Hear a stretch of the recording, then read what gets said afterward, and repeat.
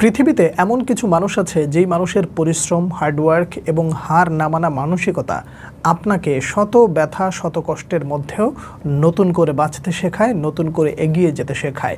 আপনি হয়তোবা পড়ে গেছেন, আপনি হয়তোবা হেরে গেছেন, আপনি হয়তোবা কোনো একটা জায়গায় গিয়ে বারবার ঠকে যাচ্ছেন, কিংবা এমন কিছু করছেন যেখানে আপনি আপনার সফলতার মুখটা দেখছেন না। ঠিক সেই মুহূর্তেও যদি এমন কিছু মানুষকে নিয়ে চিন্তা করেন যে এই মানুষগুলো কিভাবে হার না মানা মানসিকতার গল্প লিখে যায়, এই মানুষগুলো কিভাবে এগিয়ে যাওয়ার জন্য অনুপ্রেরণা যোগায়, এই মানুষগুলো কিভাবে আপনাকে শক্ত মনে সব কিছু পরিস্থিতি নিজের নিয়ন্ত্রণে আনার জন্য সব দিক থেকে সহযোগিতা যোগায়, এরকম মানুষ বোধহয় পৃথিবীতে খুব কম আছে। আর সেই কম সংখ্যক মানুষের ভেতরে বেশ উপরের দিকে থাকা একজন মানুষের নাম যদি আপনি আমাকে বলতে বলেন, তাহলে তার নামটাই বলবো, ক্রিস্টিয়ানো রোনালদো। যাকে বলা হতো ইউরোপের রাজা, যাকে সবসময় চিন্তা করা হতো যে তিনি যখন মাঠে আছেন তখন আপনাকে কিছু একটা উপহার দেবেন। রাত জেগে খেলা দেখা ফুটবল যেই পাগল ভক্তরা রয়েছে, সেই পাগল ভক্তদের হৃদয়ে একটা ব্যথা ছিল 4টা বছর ধরে, যেই ব্যথাটা হয়তোবা এখন অনেকটাই মুছে দিতে পেরেছেন। হয়তোবা কেন বললাম জানেন? হয়তোবা বলার পেছনের কারণ হলো যে এই যে 4টা বছরের জার্নি, আপনি অপেক্ষায় ছিলেন কবে ক্রিস্টিয়ানো রোনালদোর হাতে সৌদি প্রো লিগের শিরোপাটা দেখবেন। একেবারে কাছে গিয়ে হেরে যাওয়া, কিংবা নিজের যেই সফলতার গল্পটা তিনি লিখতে চান সেই সফলতাটা ছুঁতে না পারার যেই ব্যথাটা রোনালদোকে ছুঁয়েছিল, যেই কষ্টটা আপনাকে গ্রাস করেছিল, যেই কষ্টটা আপনাকে ঘুমোতে দেয় নাই। এই যে কয়েকদিন আগেও লিগ টাইটেল জেতার এত নিকটে থাকা সত্ত্বেও শেষ মুহূর্তে এসে একেবারে একটা হারের বেদনায় আপনিও বোধহয় মন খারাপ করে বলেছিলেন ভাগ্যটা বোধহয় এবার আর সহায় হবে না। কিন্তু শেষ গল্পটা রোনালদো লিখবেন বিধায় আপনিও হয়তোবা বিশ্বাস করেছিলেন যে রোনালদোর হাতে যেহেতু এখনও 1% সুযোগ আছে, সেই 1% সুযোগ থাকলেও তিনি এমন কিছু করে দেখাতে পারেন যা তিনি আগে দেখিয়েছেন। এই যে শত শত না বলা ব্যথা আপনার ভেতরে লিপিবদ্ধ করে রেখেছেন, গোপন করে রেখেছেন, সেই না বলা ব্যথাগুলোকে একেবারে ধূলিসাৎ করে দেওয়ার নামটা যদি হয় ক্রিস্টিয়ানো রোনালদো, তাহলে সিজন শেষে তার হাতে একটা শিরোপা দেখাটা বোধহয় খুবই যৌক্তিক ছিল।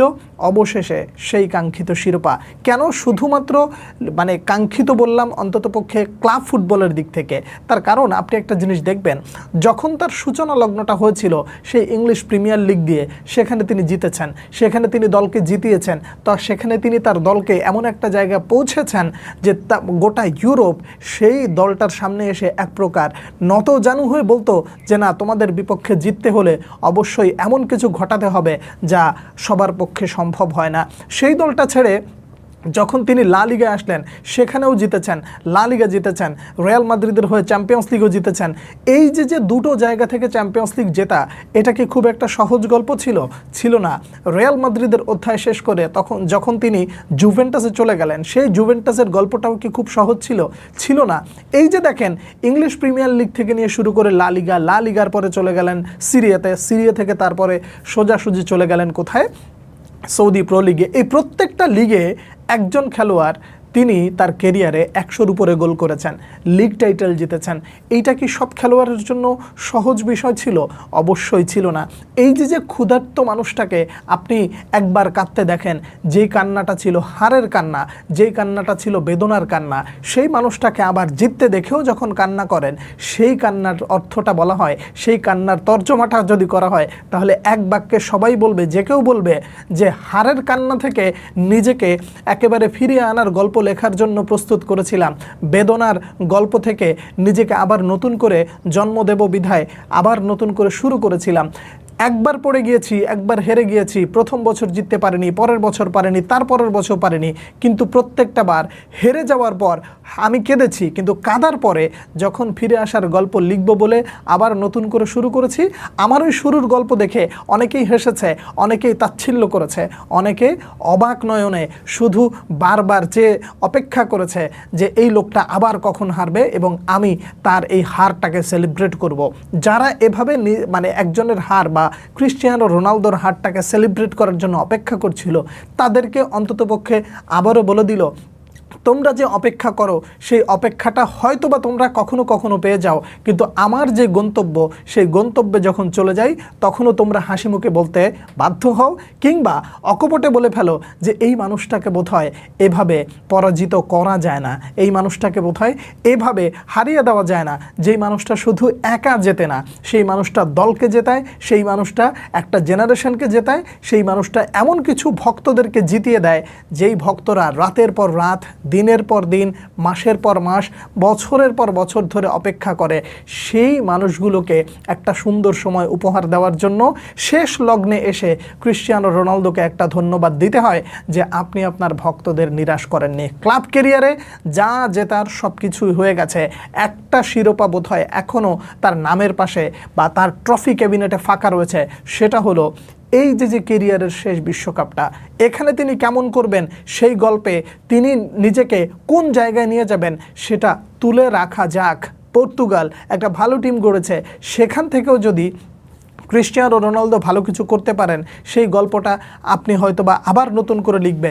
যদি পর্তুগাল ভালো কিছু করে তাহলে আপনি হয়তোবা আরও একবার হাসবেন, কিন্তু যদি না পারে তখনও আপনি মন খারাপ করে হয়তোবা বলবেন যে সব কিছু বোধহয় একটা মানুষের জন্য পাওয়া সম্ভব নয়। কিন্তু তারপরেও দেখবেন ওই হেরে যাওয়ার গল্পের মধ্যেও ক্রিশ্চিয়ানো রোনালদোর ভেতরে একটা আত্মতৃপ্তি আছে। ঠিক আছে, ফুটবলে আমি যা দিয়েছি, ফুটবলে আমি যা করেছি, ফুটবলের জন্য আমি যা করতে চেয়েছি, প্রত্যেকটা জায়গায় আমি পেয়েছি এবং আমি আমার সর্বোচ্চটুকু দিয়ে চেষ্টায় কখনো ঘাটতি রাখিনি। সেই রোনালদোর হাতে ট্রফিটা আসবে কিনা সেটা সময়ের উপরে ছেড়ে দেওয়া যাক। যদি আসে তাহলে ক্রিশ্চিয়ানো রোনালদোকে আবার নতুন করে তাকে নিয়ে আবার নতুন করে গল্প আপনি লিখবেন, গোটা বিশ্ব লিখবে। কিন্তু তিনি যা করে ফেলেছেন সেই গল্প আদৌ কি লেখা সম্ভব? সেই গল্পটা বোধহয় আদৌ লেখা সম্ভব না। একজন ক্রিশ্চিয়ানো রোনালদো ভক্ত হিসেবে এই মুহূর্তে আপনার মধ্যে একটা নতুন গল্প লেখার একটা ক্ষুধা তৈরি হয়েছে, যেটা হয়তোবা অনেকেই অনেক সময় আবেগে চিন্তা করতে করতে ভেবে ফেলতো তার হাতে যদি বিশ্বকাপটা দেখা যেত।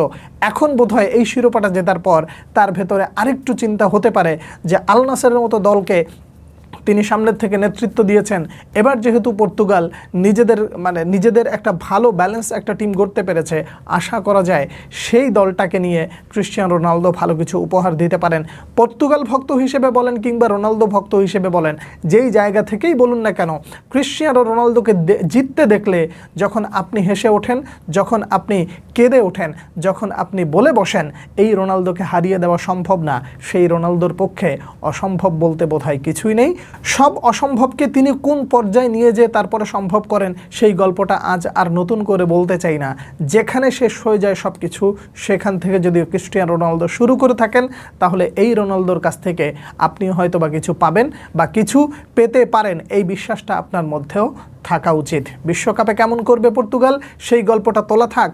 আপাতত ক্রিশ্চিয়ানো রোনালদো যে নিজেকে এমন একটা জায়গায় নিয়েছেন যেই মানুষটার জন্য, যেই মানুষটার হাসি খুশির জন্য সব মানুষ অপেক্ষা করে, সেই মানুষটা আপনাকে একটা হাসি খুশিময় সুন্দর সময় উপহার দেওয়ার জন্য তাকে অন্ততপক্ষে একটা ধন্যবাদ দেয়া যেতেই পারে। একই সাথে প্রত্যাশা রাখা যেতে পারে যে ক্রিশ্চিয়ানো রোনালদো শেষ হাসিটা আরও সুন্দরভাবে হেসে উঠুক এবং ফুটবল থেকে বিদায় নেওয়ার আগে তাকে এমন একটা সম্মানে সম্মানিত করা হোক যেই সম্মানটা তিনি আসলেই যোগ্য এবং যাকে যেই সম্মানটা আসলেই করতে গোটা ফুটবল বিশ্ব একেবারে কার্পণ্য করবে না।